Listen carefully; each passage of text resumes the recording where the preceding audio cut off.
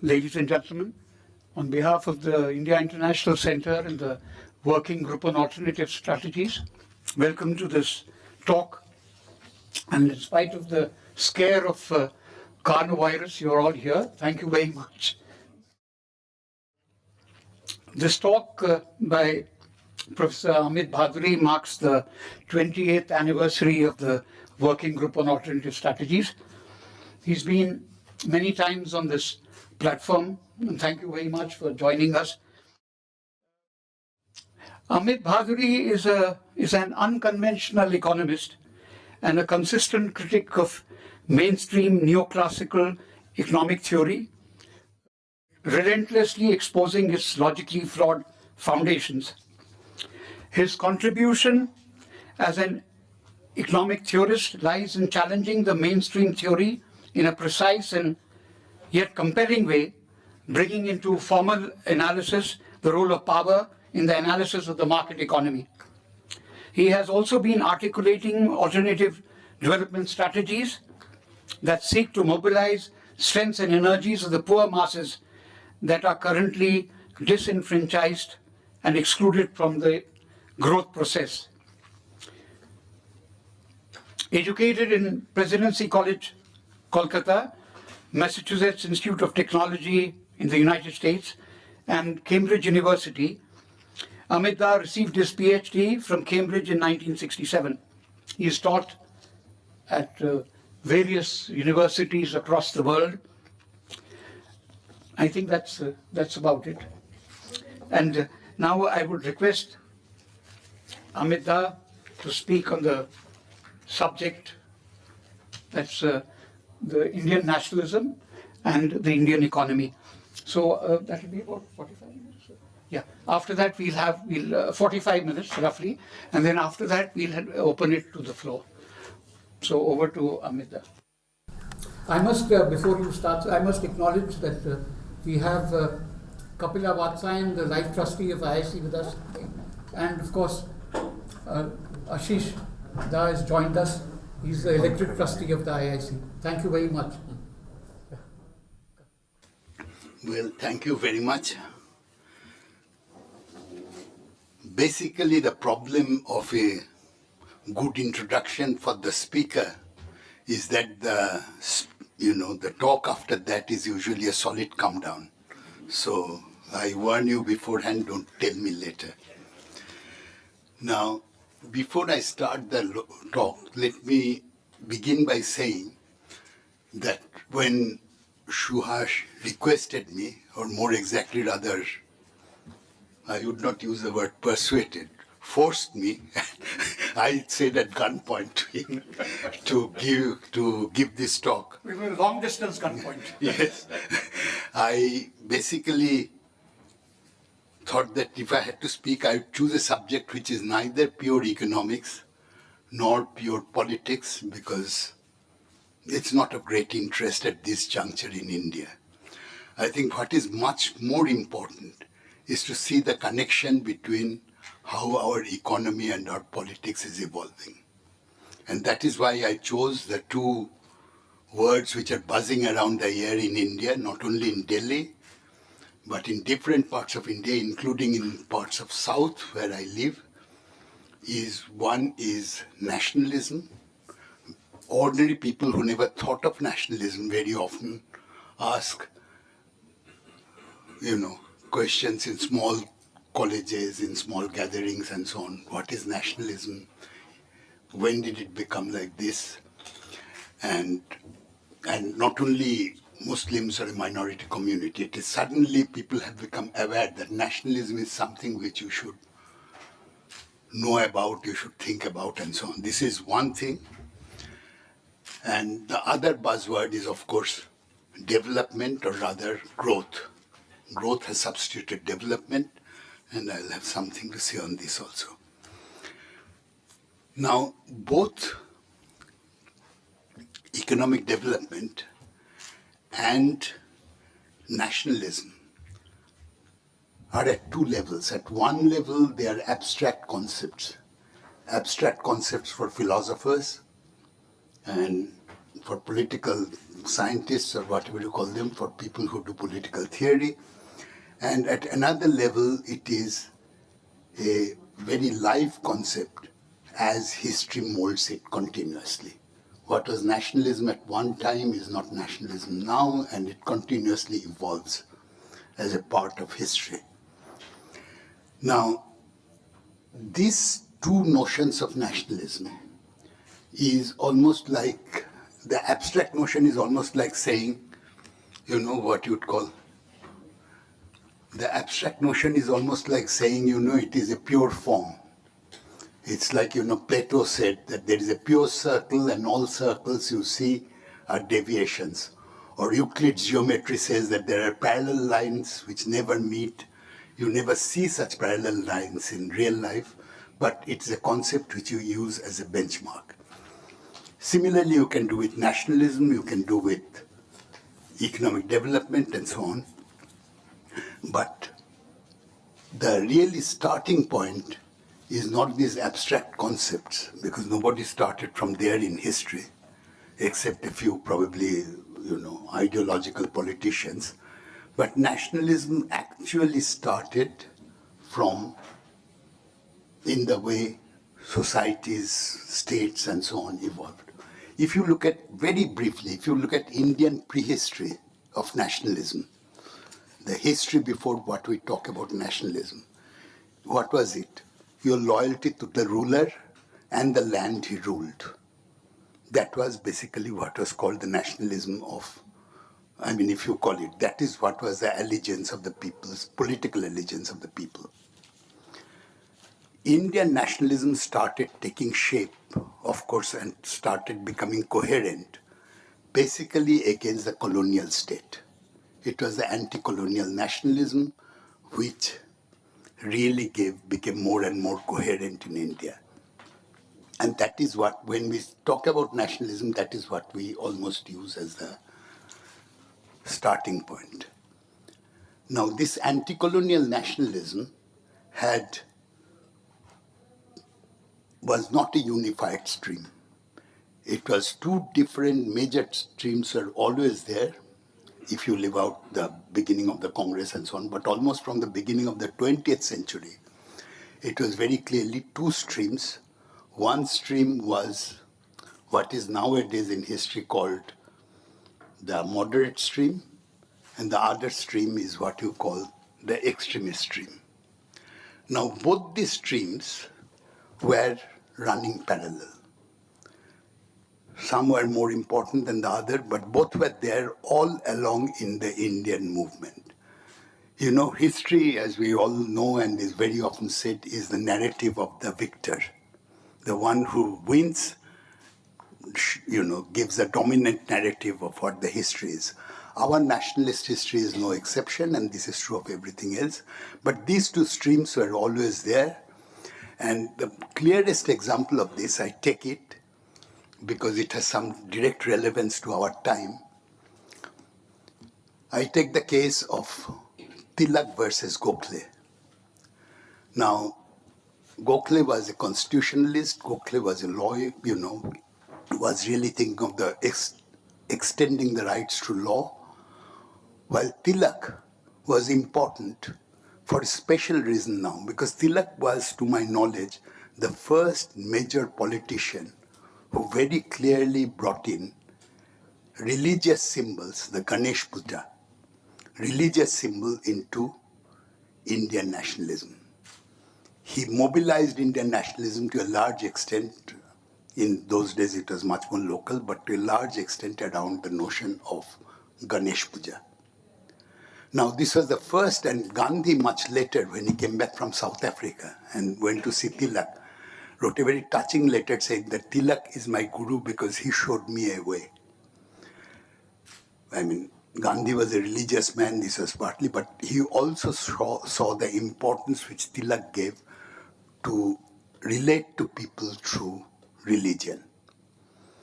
Now, whether it is right or wrong is another matter, but that was Tilak. Now, you can ask the question that why was not Tilak a symbol for the RSS? why did, for example, Savarkar become a symbol?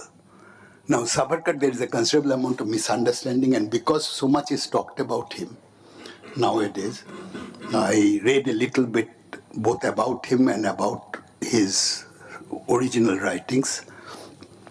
He wrote a very, very good book on Indian national, what do you call it, the Indian Sipai Mutiny, or India's first national independence movement, whatever you call it, which was an inspiration for Bhagat Singh, which was an inspiration for, for Bose. But you see, Savarkar, after his years in the jail, either underwent a transformation, this part, but he certainly wrote petition after petition, a prime number, I can't remember, 13 or 17, that I remember. He wrote several petitions, and after about, 16 years or so, when he came out of jail, solitary confinement, several years in between, he was a completely, I don't know whether he was a broken man or his views had changed, but Savarkar then not only became a close supporter of the British, you might even say collaborator of the British, but Savarkar did something which is quite strange. He completely kept his distance deliberately from the nationalist movement. The superficial explanation would be that he was scared. There is a deeper psychological explanation, which psychologists would call transferred anxiety. That is, you see, he did not have the courage to fight against the British because he knew the consequences. In that sense, he had already changed. But transferred anxiety, to put it simply, is like old people afraid of death. That insecurity they very often transferred to money. That I don't have enough money and what would happen if I fall ill, so on and so forth. Savarkar's transferred anxiety, I think, this I have not read, was largely to transfer his hatred to the Muslims. And this is how Savarkar got going. And Savarkar was picked up as a national symbol, symbol of Indian nationalism by the RSS. But Savarkar was, but Tilak, Bal Gangadhar Tilak, who actually should have been the master of both these. It's a very curious twist of Indian history that the people who talk so much about the role of religion and so on in nationalism, Tilak is not sufficiently recognized even today. And actually, from my very cursory reading of Indian history, I can't think of another figure who really mobilized people more effectively on the basis of religion at that early stage compared to Tilak.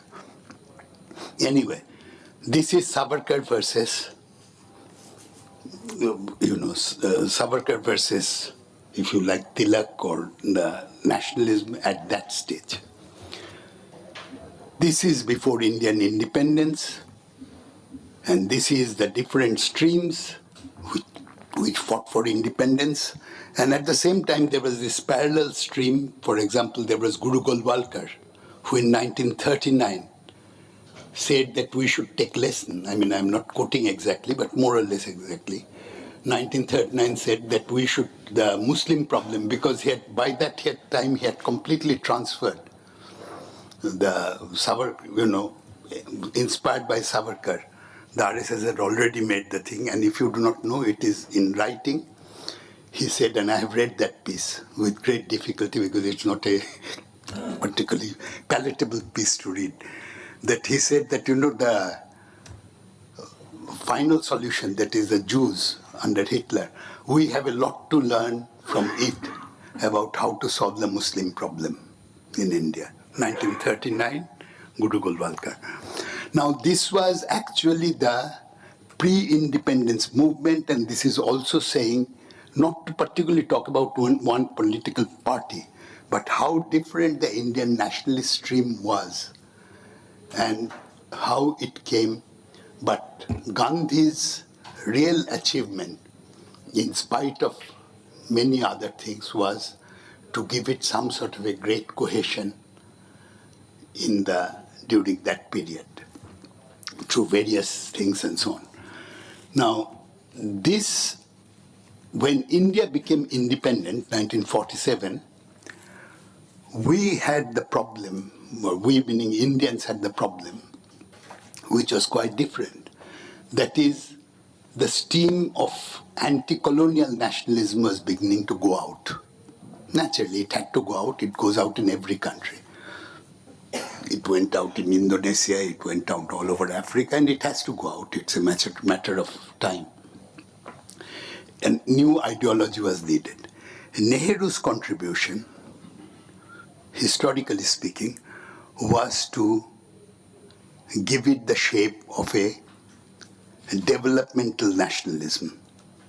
Now, it was not a total, which is understandable. This developmental nationalism was a perfectly understandable thing, because in a poor country, just to give you one, I don't want to give any statistics or anything of that sort, but just to give you one example. When India was independent and, India decided to have its first general election and so on, around that time, 1952 was the general election, around 1950, I think. If you compare after the Second World War, the West European countries, which had become democratic, because many of them were not democratic in between, Germany, Italy, none of them were, they all became democracies and adult franchise. In all these countries, the per capita income in real terms, in 1993 dollars. Well, economists have a way of doing all this, but not very accurate, but roughly speaking, it was 1 to 5. India became a democratic country with a per capita income which is 1/5 of the income of the average Western countries. And this was India's tremendous achievement, that it maintained achievement or whatever it is. It was it was really a spectacular success that the system which it embraced, unlike most other developing countries with that low level of income, it managed to more or less maintain it uninterrupted except for 2-3 years of Mrs. Gandhi and so on. Now, the other side of this was India's failure. While India maintained this very significant achievement, India reduced its poverty.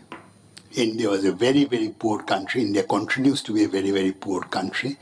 And India reduced its poverty at a very slow rate. At a very slow rate, not by the standards of Africa, but by the standard of almost, many of its neighbors, particularly the biggest neighbor, China. Whatever you think of the system, China, many people got killed, as people say, in between, but China also reduced its poverty much more effectively than India did. So did Vietnam, so did some other countries, Singapore, many other countries did it. But India was a tremendous success in terms of the political system. India was quite a failure in terms of the economic thing. In that context, it was very natural for a prime minister, that is Nehru at that time, to actually choose the developmental model as the thing. And those of you who are old enough would remember, this was actually presented as not only economic development, but also nation building. We are building the nation through development. Whatever it means, that was more or less a large number of people believed in. Whether India believed in nation or not, I do not know, but certainly India did build something. Apart from the dams and the factories and so on, India did build what is very seldom recognized, and there are lots of statistics on this, a very large educated middle class. not in percentage, but in absolute terms. It is a country with a huge population, and it built a huge middle class starting from that period. Our, technical institutes, our education system, almost I'm sure half of the people, if you ask in this room, their educated middle class professional beginning started in that generation. And well, there are some interesting studies on this and so on. But this educated middle class was what really, to a certain extent,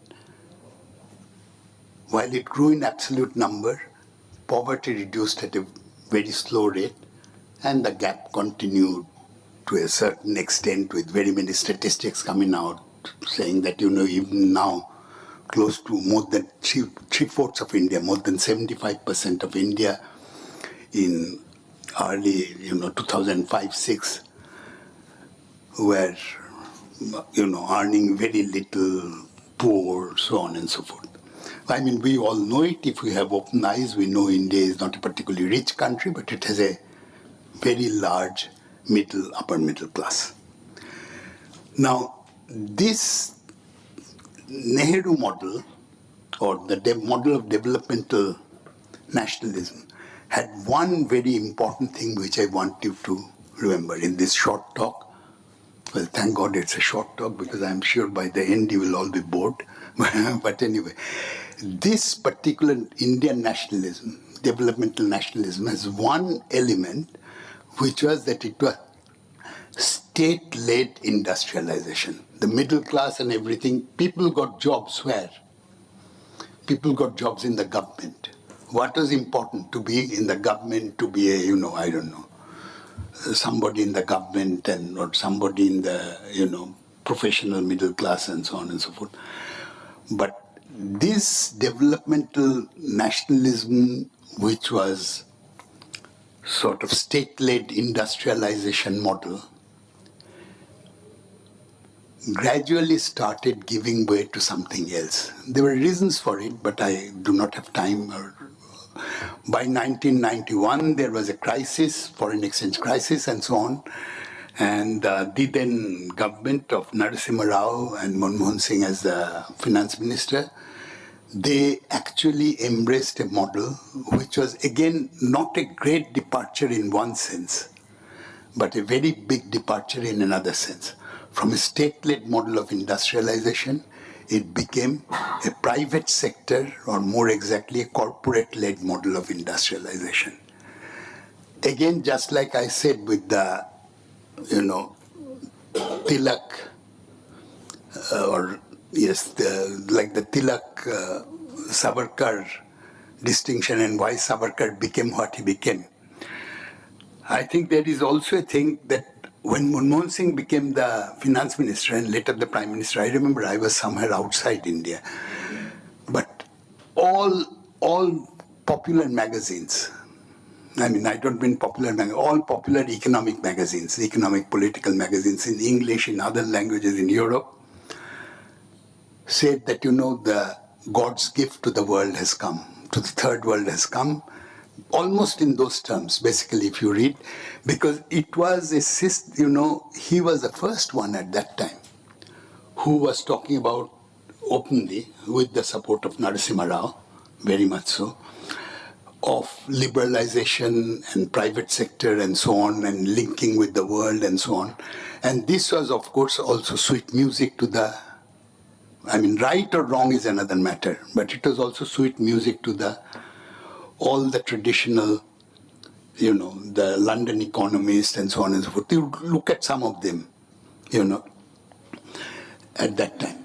So you see, the two was a sort of symbiotic. The two reinforced each other, and since personally it was not something which was, I mean, he was not a politician who has risen from the rank or with a great following and so on, unlike others.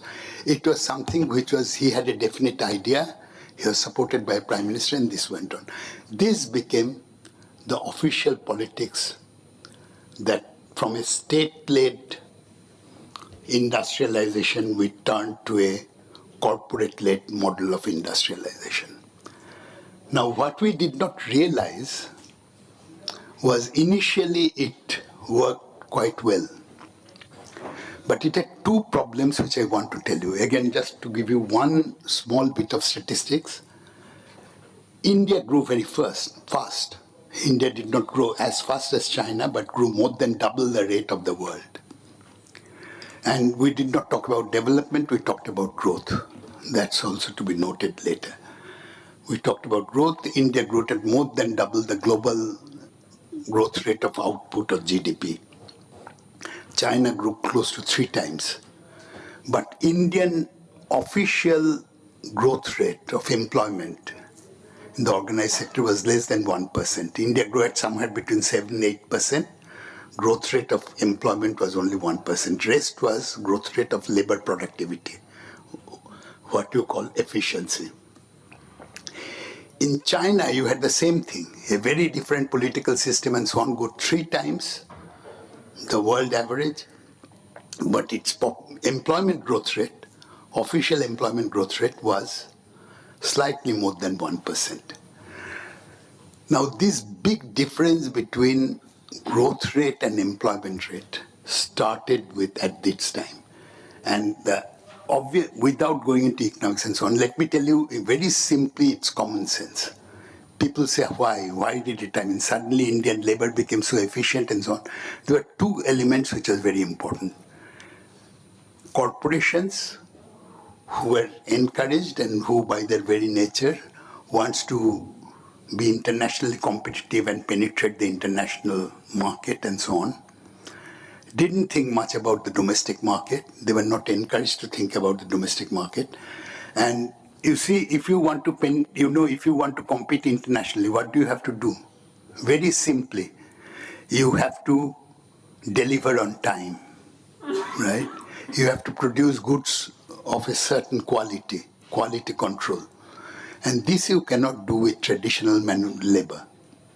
So mechanization went up at a rate which is fantastic. And mechanization basically means that you get increase in output, but you don't get increase in employment correspondingly. Tata Steel, for example, increased, just to give you one example, increased its productivity 20 times over a period of slightly over a decade. 20 times, that is 200%, 2000%. Tata Motors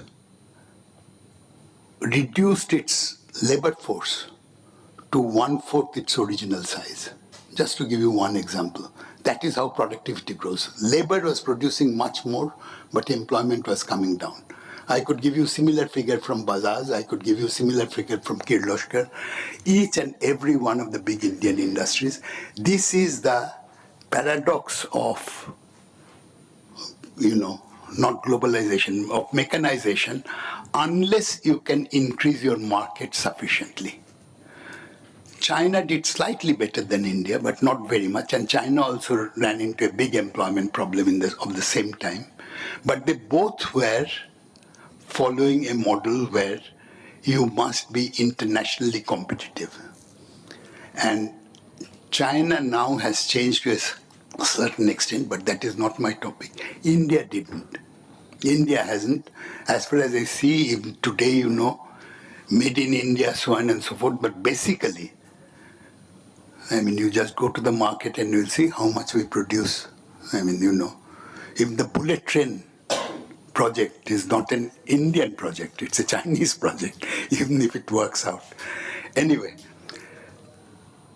given this employment problem, because our markets were not growing at the rate at which labor productivity was growing, so employment in the formal sector was going to increase rapidly. This created the second problem, which is inequality.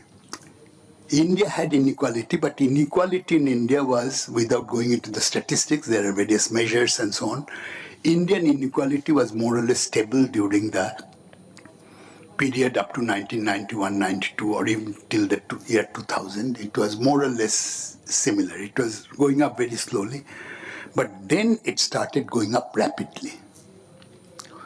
And this brings me to the second problem, which very often people talk about on the surface without connecting the dots. And I want to say it because you would not read it in a newspaper, you would not see the pundits on the TV, economic pundits on the TV, usually saying these things. You see, India did something which again China did. That is, you see, when earlier countries industrialized, say England, France, whatever it is, today's so-called developed countries, when they industrialized, what did they do? Part of their raw material came from outside. We were the late industrializers, China or India. China did better, so China went to Africa first, India went later. We tried to get some raw material, but not enough.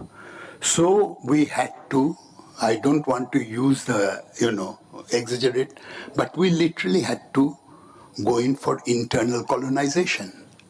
We really had to go in for a way in which local resources will be used for corporate industry.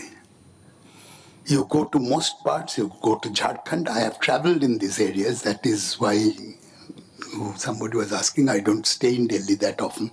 You go to Jharkhand, you go to Chhattisgarh, you will see what I mean exactly. Into other parts and so on. You had a way in which natural resources underground have to be taken and the land has to be given to the corporate sector so that they have energy, they have water and so on. The government had a logic. Even today the government has a logic. Today's newspaper has that the government is again thinking of making the land acquisition more favorable to the corporations. Only this morning I saw it in the newspaper.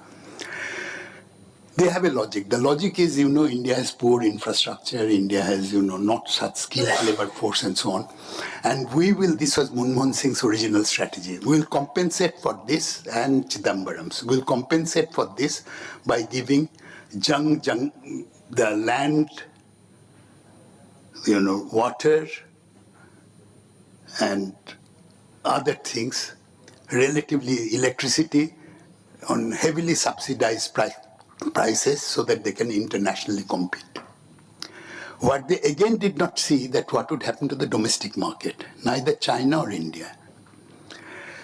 Now, this business of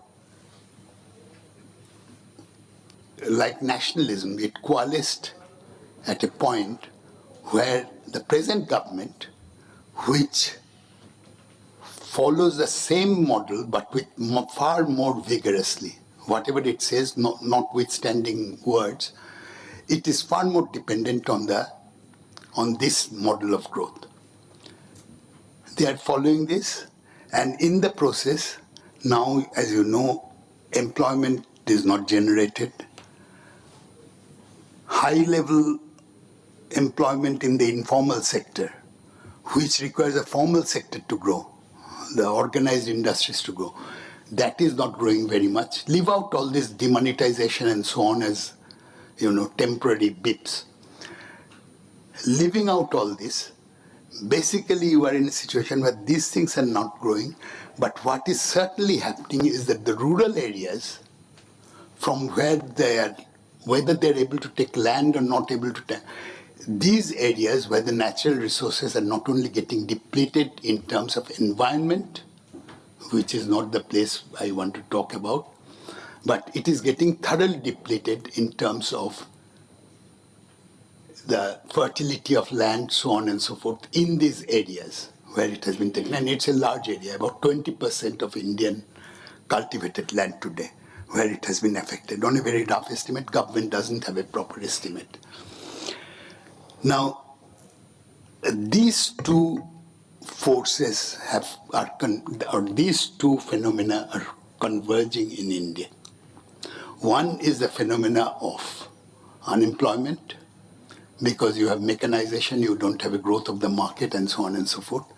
And the other is the fact that your majority, the domestic areas, the domestic market is not growing because the majority of the people in the in agriculture are not doing sufficiently well and doing rather badly.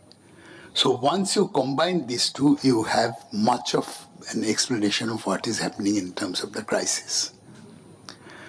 And at the same time, you have the other side of the picture of corporate-led growth that you have, if you notice, whether it is in the TV or in the newspaper or in what normal economists talk about, you have replaced the term development with growth. You see, everybody talks about what growth used to be 7%, growth has come down to 5%. Nobody talks about employment. Nobody talks about the disorganized sector, unorganized sector. It is not an accident. You know, you might think that it is an accident. There is a lot of, economics is a subject where there is a lot of politics. And there is nothing which is free of politics in that sense. So, I can understand that typical American economist saying this, World Bank saying it. But I cannot understand how Indian economists fail to see the obvious, that development is not the same thing, synonymous with growth. But this has been done for a particular reason. Only today I was again seeing the Goldman Sachs, one of the biggest financial firm, which you all know, one of its Indian representatives, saying that we can do more in terms of growth. What does growth mean? Growth precisely means that in this corporate-led model, you will give more to the corporations, and as you give more to the corporations, you will make the, water more scarce for the farmers. You will make their problems much more severe in many other ways, through land acquisition, through depletion of the underground resources, so on and so forth. And at the same time, you will have the other side of it, that you will be feeding growth for whatever it takes. And this will create more inequality and so on. Well, I could end up by saying that this is what the government is trapped. But you see, trap usually means that you are involuntarily into it. The tragedy of India is that it is not involuntary. It is the politics. And how do you cover up that politics? You cover up that politics by talking of a different kind of nationalism. A different kind of nationalism is what is going to, you think, will cover up the thing. I could give you a lot of statistics. There is Oxfam recently has come out with some of the best statistics of Indian inequality and so on. But this is not really a failure of a government. I think we'll be making a mistake if we think of this as a failure of a government. That is the main point why I wanted to give this talk. It is not something which you can correct by this policy or that policy or this, budget or that budget, this kind of budget, fiscal policy, monetary policy, or that kind of thing. It is something far deeper than that. You basically have a model where the, things have come to a head in terms of inequality, in terms of, rural distress, and so on, all of which are partly the consequence of an unthinking high growth which is oriented towards outside. I don't know what people say. China is a little bit turning towards the domestic market, so on and so forth. India certainly is not. There is no evidence of that. But then, how do you manage a democratic country? You manage a democratic country by going back to a different notion, which is not only where you don't talk of corporate-led industrialization, unlike Manmohan Singh, but you talk of you have an corporate-led industrialization packaged with a version of cultural nationalism, majoritarianism, whatever you want to call it. And this is something which you are forced into, I think, almost invariably, unless you are willing to face the economic system also more honestly. Thank you.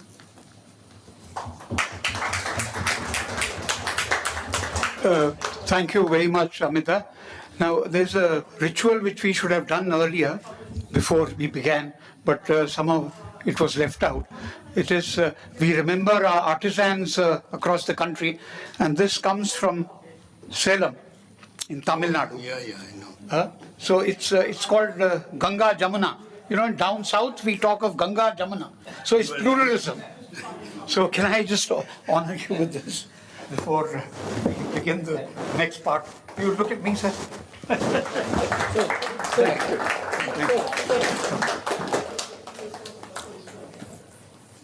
And then, you know, we normally for our working group meetings have the national flag always to cover us, but this time we have also got the Indian Constitution, because these are important elements before we discuss all these kind of subversive things. You know, the present dispensation would regard this very subversive, your talk today. I did not talk about CAA, I didn't talk about anything. So that's the point, between the lines. There's a huge level of insecurity. When if you go from the field, Karnataka and the mother western. Okay. Can I just, yeah. So we will go for the questions. We'll take first 4 comments or questions, but please be brief because we'd like to give an opportunity. Huh? I'm in time. Yeah, absolutely. You're absolutely on time. Okay. Now, if I can just, as a moderator, take the first, ask you the first one and 3 more in the first round.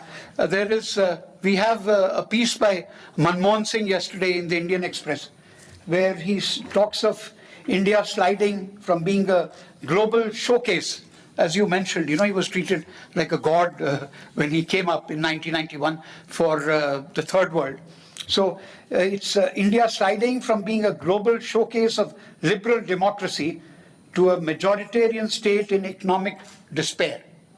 Your comment on that. Okay, now we can take 3 more now. Thank you, Professor Bhaduri. I have also been a student of JNU. Agree with you that we did not look at the domestic market or development of it, but I think we did not even do very well in terms of our export performance. So in almost all sectors, you know, barring service and to some extent agriculture, but within industry, all sectors, we have actually becoming more and more import dependent. And then the question becomes, if you are not exporting, then why, or even not importing materials from outside, if you are not producing much, then why you are going for, you know, what you call internal coordination. But one important aspect of that is that we are exporting a lot of materials to China. So it is also a kind of colonial development we are following, that we send raw materials and we import manufactured goods from China. And to the extent that most well-known Indian companies are now operating from China. You know, you take Bajaj, you take, you know, all those companies, they all have now Videocon and all have factories in China. So that is something that probably I would not agree that we did very well in terms of, you know, exports. And so what could be the way out? And I would also agree that, you know, in a way, the policy we followed since 91 is responsible for what we are seeing today, not just because of this government or that government. Thank you. A very brief comment in the sense that corporate-led industrialization and growth, while comparing between India and China, I think one of the mistakes which we did, that, you know, we didn't look at the agriculture at all. China wanted to balance agriculture with industry, and they did very well. But we didn't do that in India. And secondly, the state resources particularly were not geared to the sectors like education, health, etc., which really created problem, and that is where we could have created a lot of jobs, you know, and there was no growth in job because of that. We only laid emphasis on corporate-led sort of, you know, industrialization. I fully agree with you, but I thought that, you know, as an ex-bureaucrat, I think that this is where we had a problem. Thank you.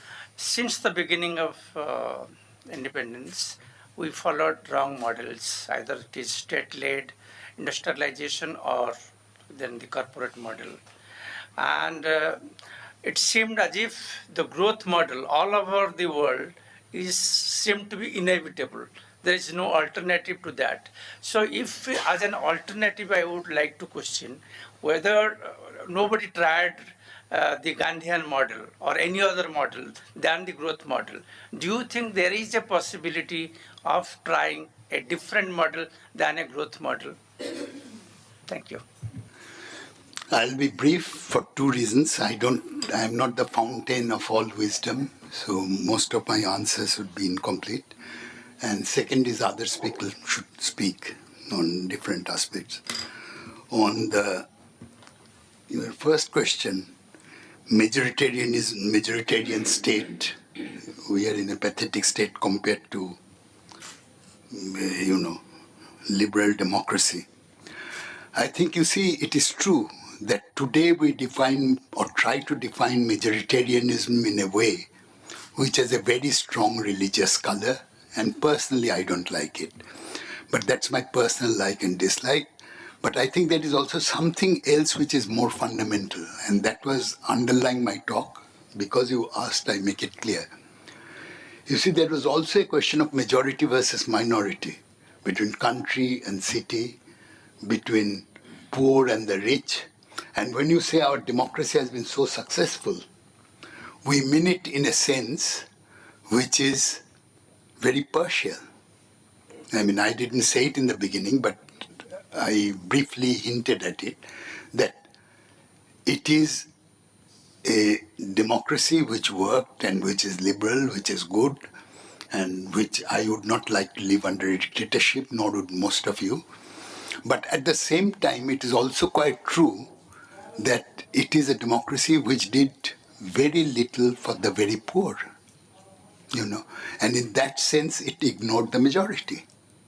The majority of India still continues to be desperately poor, and there are many studies. There is the Arjun Sen Gupta committee report, which is one of the latest one, which gave 77% as having almost hand-to-mouth existence in 2005.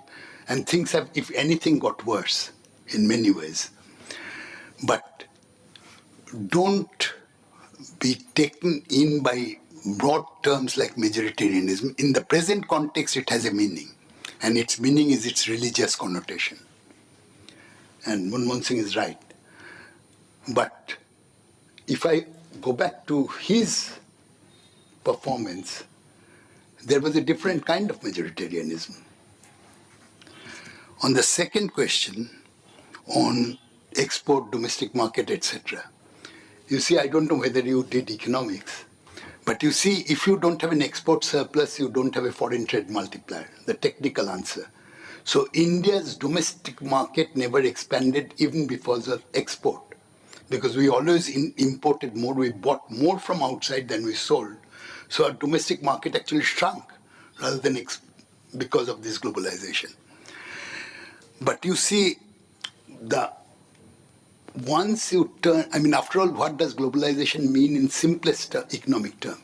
It means you shift the weight from internal to external market.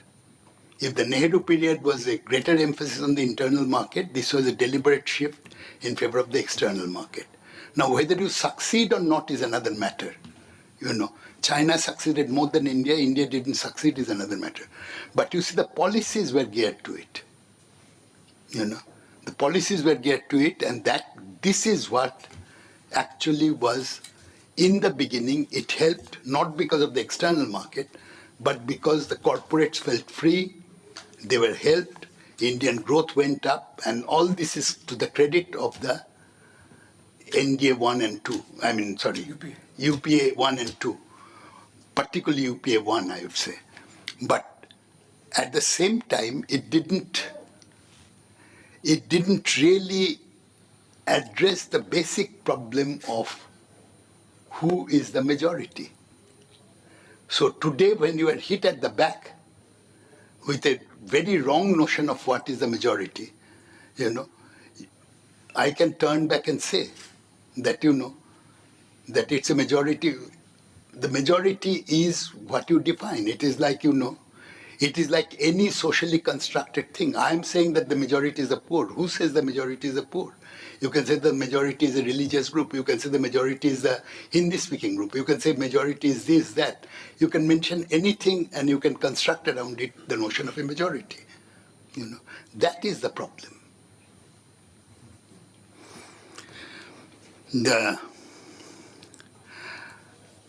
So I didn't intend to mean either the export. We had any success in export. We didn't, relatively speaking, to our imports. Now, your thing about agriculture overlooked and so on, we know it is the same problem. That is, if you follow that model, exactly what you said is true. Because the consequence of this is, you see, if you want to help corporations, it is not only in India, China had it earlier, in early 1980s and so on, if you read Chinese economic history of that time. But in Indian case, if you want to help corporations very quickly, and if you want to compensate for your lack of infrastructure, I remember a private conversation in which it was told that we cannot quickly expand our infrastructure, so what do? We give them subsidy. We cannot give them subsidy in terms of tax breaks. This was very early in 1991 or 92, tax breaks. So we have to give them subsidy in terms of real land, water, electricity, and so on. And this was a very well worked out, not well worked out, but well thought out policy that will compensate infrastructure by that. Its consequence would be largely borne by agriculture. I remember, one of the things in which, again, to remember a private conversation, one of the things was that small firms cannot be made viable in India. They are not viable. They have to go. Now, where would they go? On the other hand, if you have corporate industry, which does not create jobs, you see, this is the absurdity of the model I'll come to. You see what is happening, and I very briefly want to, in election, any sensible democratic government, you have a limited time horizon to do what you want to do, at least to, start doing what you want to do. 5 years, election, then you have to win, then the second one. If through industry you want to give jobs, I hear on the TV and I want to tell them, look at your school arithmetic. If you want to create jobs through industry, even at double the present price, you will require, a student of mine in America did the calculations very recently, you will take anywhere between 60 to, and if it is at the current rate, 150 years. Now, you don't have that sort of time to, you see, England had it. England did its industrialization over almost 100 years. America did it over 80 years. Germany did it over 70 years. France did it over 75 years. You see, you look at the history of the countries which succeeded. They did not have the compulsion of a democracy of this kind. So you see, if you want to run that model fast, you really have this problem of not having agriculture grow, being treated. Again, this is a part of the consequence of it rather than being and the same thing happens to infrastructure. You see, if I had to say infrastructure, yes, Indian infrastructure is very bad, but Indian infrastructure should begin to improve from the village areas. Where should it improve first? Many times when people ask me concretely, I've said, we don't need a food corporation of India of that gigantic size. There are successful cases of making, grain banks with very simple thing at the village level. These are the kind of infrastructure you need. Village roads. You don't need a bullet train, but you need your trains to run on time. So on and so forth. Now, these are things which, but what do? We say that we need better infrastructure, and we are not going to employ labor. We are going to do it in the most modern way. Look at Gadkari. We are going to do it in the most modern way, and what do? we will take more land from the villages. Now, this is, and in the process you will make your environment, pollution, everything much worse. And what will you get? More unemployment. Because also we did a calculation. Roughly speaking, the calculation gives 1 to 6. That is, for each job which you create in the corporate sector, at least, this is the lowest estimate, at least you destroy 6 livelihoods in the villages. And very often you destroy something like 12 livelihoods. I did a very detailed calculation for Bengal, that Singur, Nandigram and so on. 1 to 10, for each job on what the Tatas said, for each job created, there will be 10 jobs lost, so on and so forth. Now, you have to think in a democracy. You don't have the same time horizon of in England or in France or in Germany to spend over so many years to industrialize slowly. So you have to have a balance. It is not another model. It is not a Gandhian model. I'm not a Gandhian. I'm not talking about a Gandhian model or anything like that. But you have to have something which is compatible with your democratic system. You see, China can probably get away for a longer time because they don't have a democratic system. But we will actually get out of it, this impasse. Or we are trying to get out of this impasse only by creating false narratives like, national, Hindu nationalism and so on and so forth. But the problem is more fundamental. That is what I'm going to say, that's what I'm repeating all the time, that they will not escape it. A good leader or a bad leader, this party or that party will not escape it. We have to face it. Do you take the fourth one, about that alternative? So you have answered that. So, an alternative model. I am no prophet. I am not a great thinker. And I don't want to talk of an alternative model. I don't think the Gandhian model, as Gandhi said or Kumarappa said, is the model which works in today's world. That we all know. And it might be a good way of posing some of the problems, but it is not a way in which you can solve India's problems. And in some ways, it is also pretty reactionary. But given that, I think what I'm talking about is you cannot ignore the majority of your citizens. That is what is the bottom line.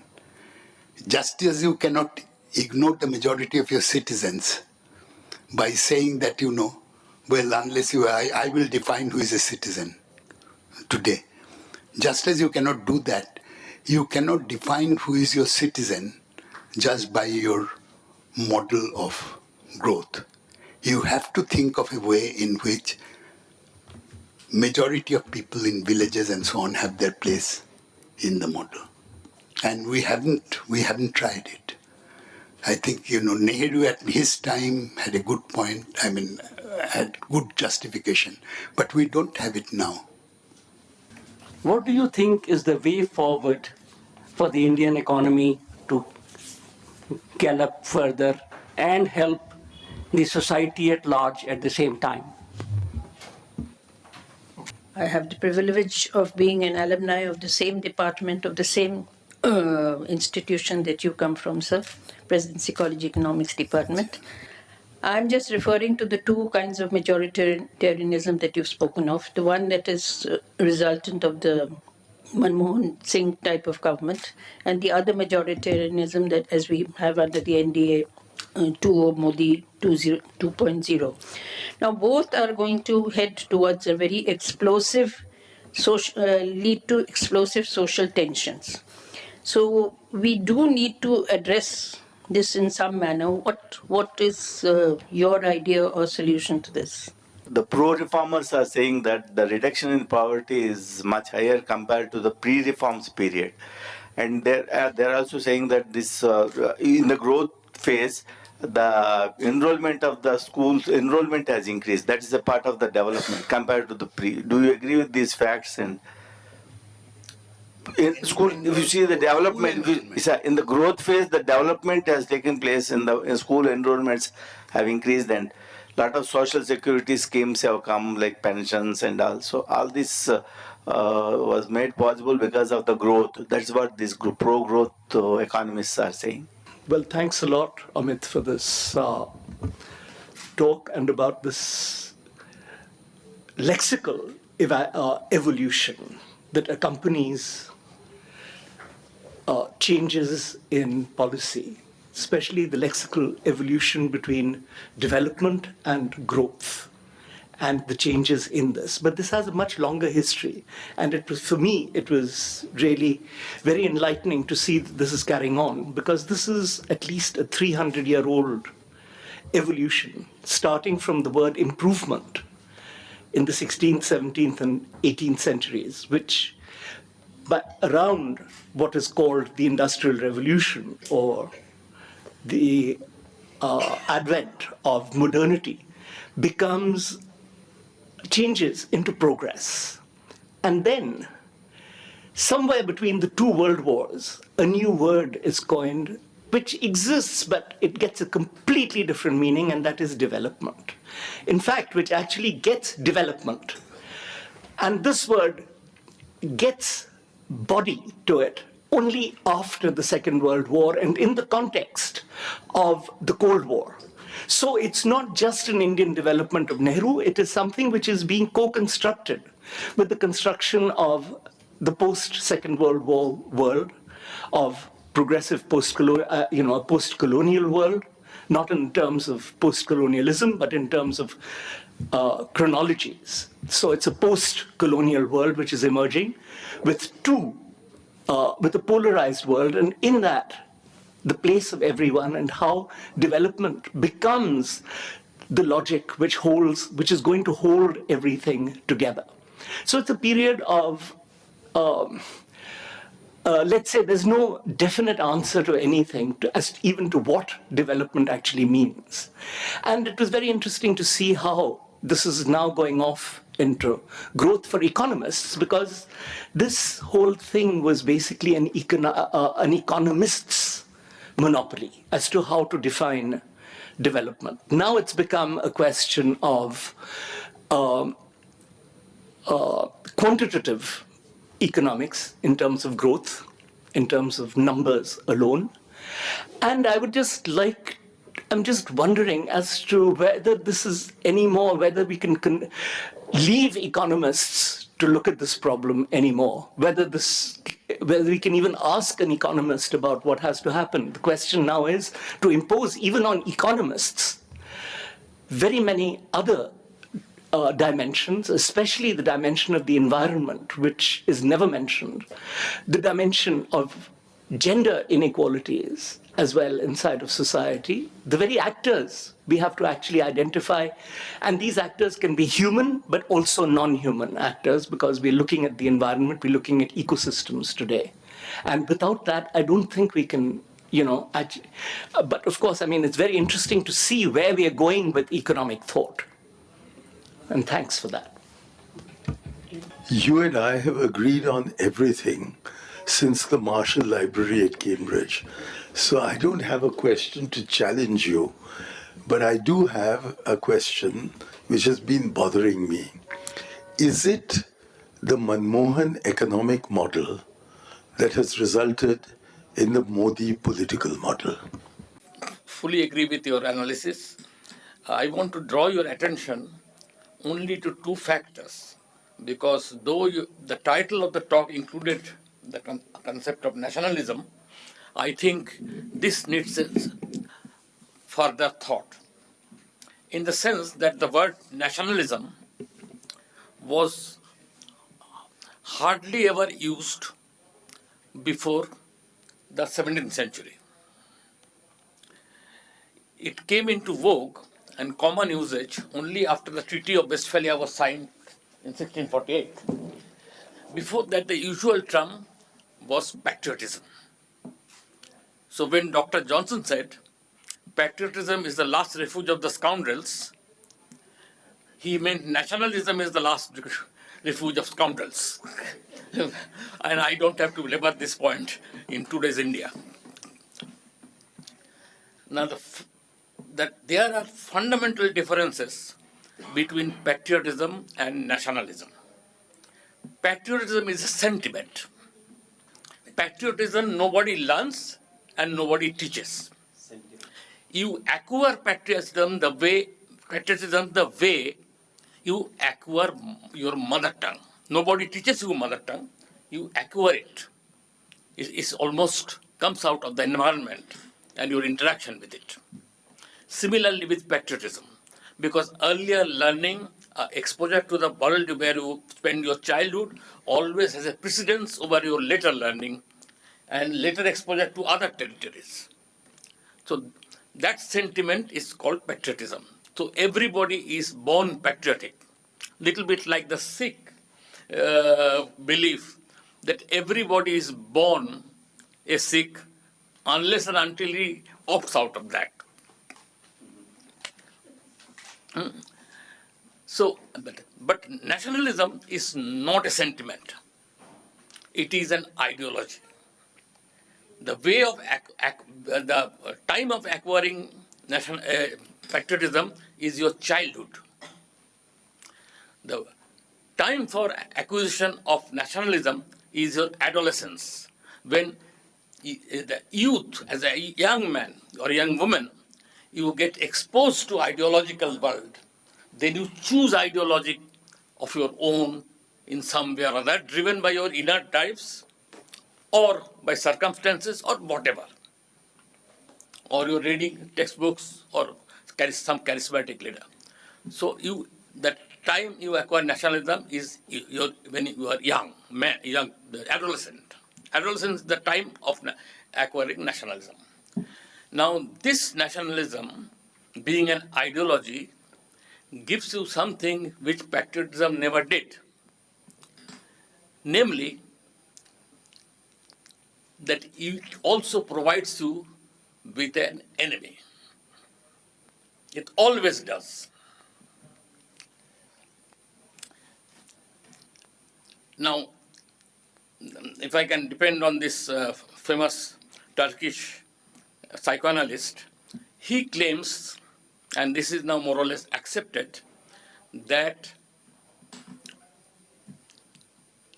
one of our developmental stages of growth, then psychologically, we acquire this capacity to have enemies, to organize our thoughts, to organize our self-system, to actually define yourself with reference to what your enemy is and you are not.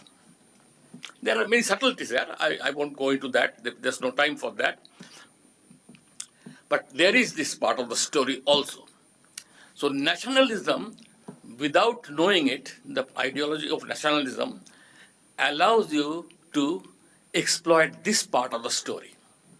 And I think that explains why what Ernest Gellner told me many years ago while chatting.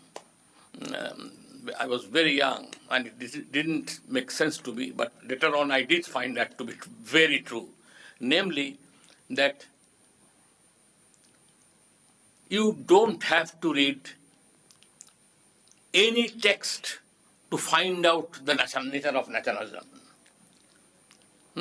whichever way you look at it. Because all nationalist texts are the same. So if you have read one text on nationalism, you can predict what will be in every other form of nationalism.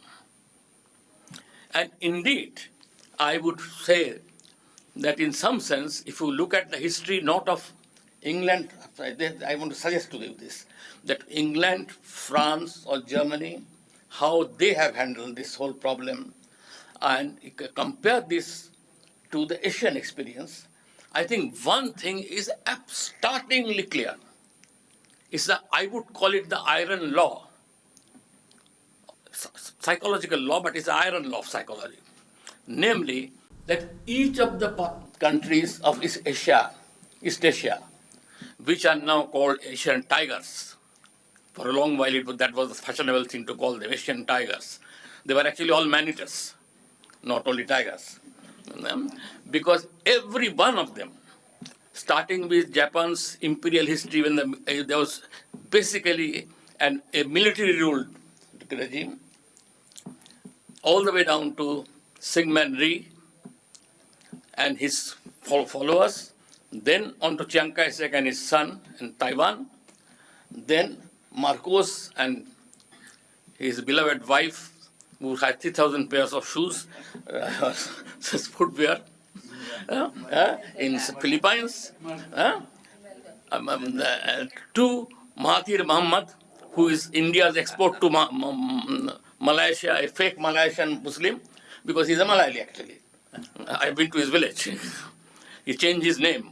He put in the Mahathir, which is actually a Pali for Buddha, in names to appear a Malaysian Muslim, and has ruled Malaysia with an iron hand he was 94. He's 94 now, and he was ruling till a month or two ago, till 1 month ago. To Lee Kuan Yew, who used to come every year to India for 2 or 3 times and give the same bloody talk for every time he came. As a kind of You and I might be accused of the same. You and I might be accused of the same. Yeah, because he had absolutely same thing. If there is a conflict in India, that's why India doesn't develop. If there is conflict in India and there is some step has to be taken, it takes at least 1 year, if not maybe 1 month, but not less than that.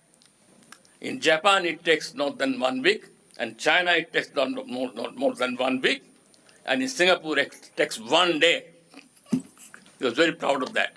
And every time he would say this, there would be a tremendous applause from the corporate big wigs who assembled to hear him and invited him as a very colorful speaker. So this is the record of these people. And in fact, there is a name for that. I talked of developmental nationalism. Herb Frith, an Australian political scientist, activist, he called it developmental authoritarianism. Their development became a justification for authoritarianism. Thailand too, incidentally forgot Thailand and its military rulers. Development became an excuse for authoritarianism, and that's the way people gulped it. And the disease was not confined to East Asia. Whole of Latin America went through the same process. So an attempt to quicken the process of development is also a dangerous game. The only time we had an authoritarian rule in India for 2 years was when Mrs. Gandhi and her beloved son Sanjay Gandhi tried to quicken the pace of Indian development. So I would suggest to you that you also look at this concept of nationalism maybe a little differently, because I do agree that Savarkar was a great admirer of this. Great admirer. He has borrowed the Western political theory of the time, lock, stock, and barrel, and mostly from the experience of this kind of fascist and quasi-fascist regimes. So, but anyway, that's that. So I'm a physician, and I'm definitely not an expert in economics, nor am I an expert in development. So just 2 questions, sir, because, if you go even before independence and before that, so healthcare and education have always been the strength of India. The Vedas, right from the Vedas down to now, they're the largest export of labor. India is the largest export, so it's basically a good money earner for the country, number 1. Number 2, I think these are the basic building blocks for a society, where if your education and if your healthcare is intact, I think it distracts people from the divisive politics that we are currently experiencing. So people need good education, good healthcare. It's actually not impacted by sophisticated equipment and all that. So it's a good job creator. And I think our country today, we are having problems with population. That's a big issue in terms of our development and growth, because you're talking about the shrinking population, which is actually not getting employed. So I think these are the 2 facets which are usually ignored whenever we talk about development.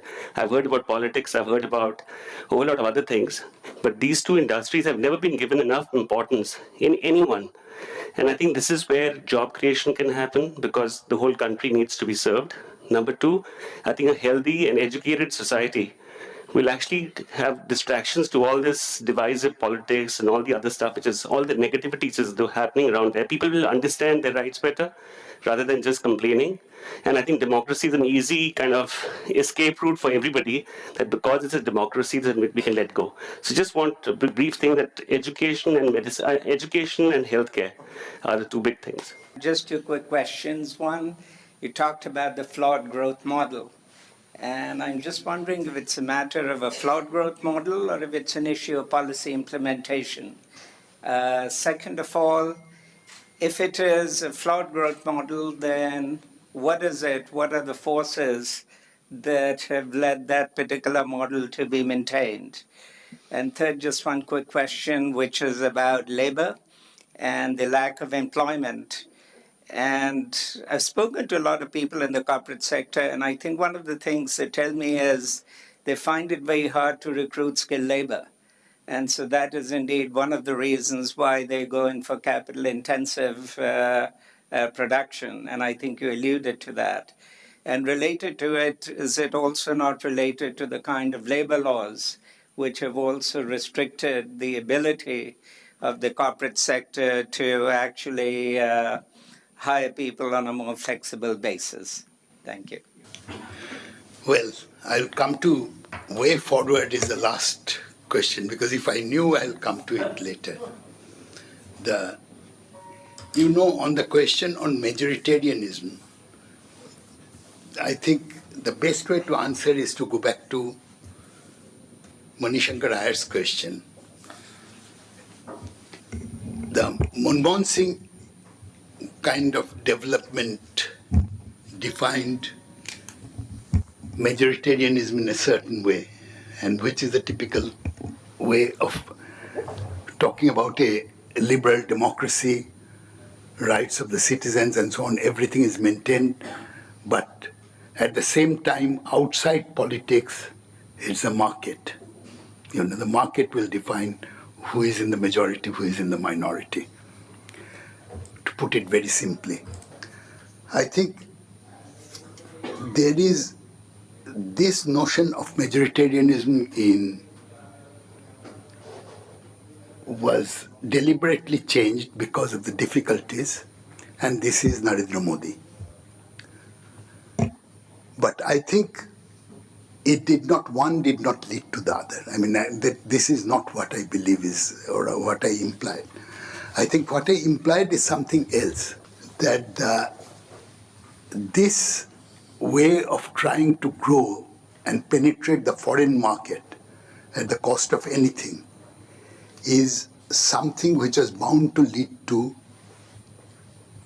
not roadblock, but lead to a level of crisis which this political system with its functioning democracy cannot solve. Congress would have faced the same thing if it went on for another 10 years or another 5-10 years. I think maybe the growth rate would have been higher, maybe the banks would not have failed so much, maybe there would not have been so much of some other problems and so on. But I think basically somewhere things had to change, because it is at one time it was valid when India had no industry and so on, or very little of it, right after the independence. But it's not something which you can continue indefinitely in the name of history, that this was our model and we'll continue with this. I think this is what I was criticizing. I mean, I don't have an answer, but I know that it is always very problematic to talk of what we did may be right, but doing this all the time is also right. And I think this is what the problem was to a large extent. I think I'm mixing the questions basically because we do not have time. I think school enrollment and social sector is the same partly as your question, and this is something with one of the few things on which I agree with Amartya Sen, that the service sector is really a sector which with very little cost can produce jobs. But with jobs, you must remember, you mentioned education, you mentioned health. One of the problem of creating jobs is how do you create it? If you create it through the market, and this is the thing on which typical liberals are always very weak. Say, for example, you say everybody should be educated. Okay? No, it's a very good thing. Let everybody be educated or let everybody have old age care. But you must have the purchasing power to buy it if you do it through the market. If you don't do it through the market, then how do the government creates this, but how do you take it to the people? What is the mechanism by which people get it? This precisely is the problem which, if you take an example, which Soviet Union faced. In a massive scale, we lived there, and this is one of the things you saw all the time. That, people were highly educated, health was very good, people had jobs, very low income and so on, people had jobs. But at the same time, it was a problem because you could not expand it at a higher level. You could do it only to the state, but you increase the supply. It's like creating a lot of PhDs, and then telling that, well, I cannot give you anything else, so you become a peon.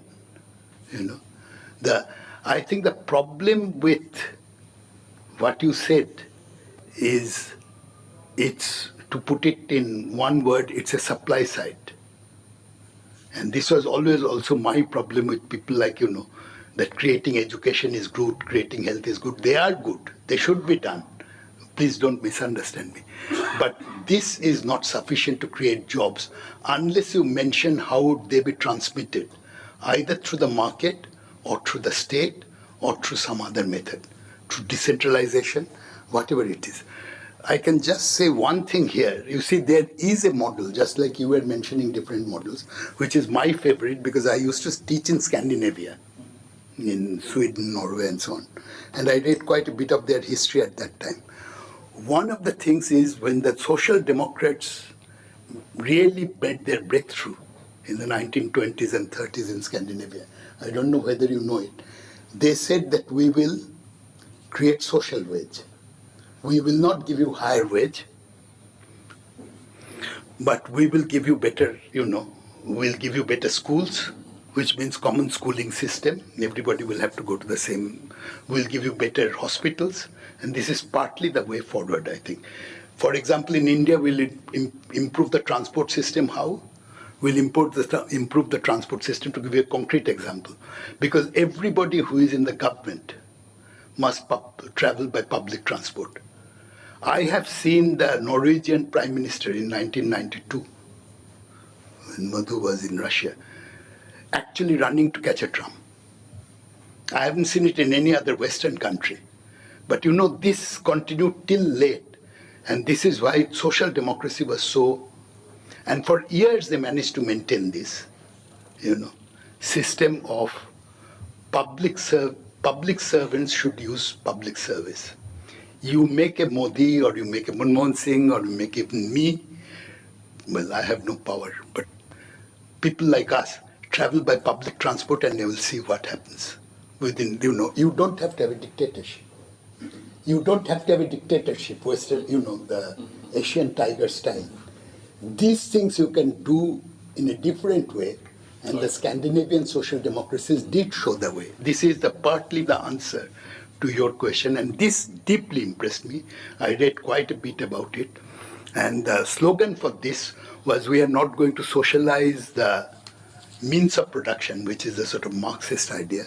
We are not going to nationalize the means of production, but we are going to socialize consumption. That was the famous, Can caption. I just add something to what you said? Sorry. And I think these are the two about healthcare and majoritarianism.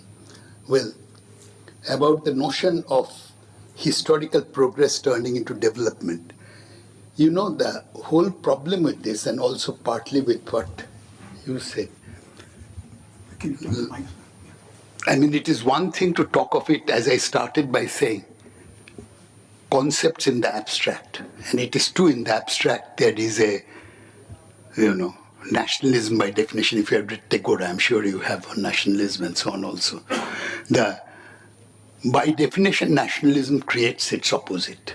That is, you require an enemy to define nationalism. It is not only fascists who needed it, everybody needed it, but there is a difference in intensity. There is a difference in intensity you require everywhere. But I think, the important thing, whether it was progress in the 17th century and so on, or whether it was development, every such concepts historically are socially constructed. And socially constructed things don't get socially constructed without a purpose. Just like today's nationalism of the BJP, or of Manmohan Singh for that matter, maybe somewhat unconsciously, these are socially constructed concepts are intended by those in power. And this is something which is worth remembering. And so far as you said something about economists, I will only say, being in the job, being in the thing for a long time, that from by our very profession, the vast majority of them, percentage of them, wants to serve the master. Nothing else. It is, and the respectability comes from serving the master, not only in terms of the state, but in terms of prizes, in terms of everything. It comes from serving the master. It doesn't come from criticizing the master. So it's known. And there it's a little bit quite different from hard sciences or experimental sciences or purely mathematics-based sciences and so on. We use a lot of mathematics, but much of it is junk. Now, on the other thing you asked a question about whether our flawed growth and, labor market flexibility and so on.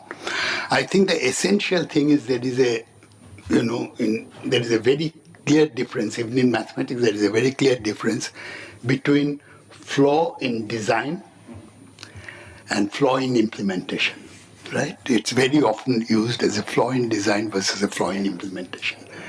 What I was talking about is a flaw, not a flaw in design because it's not an inanimate design. It's not a machine which has been designed once.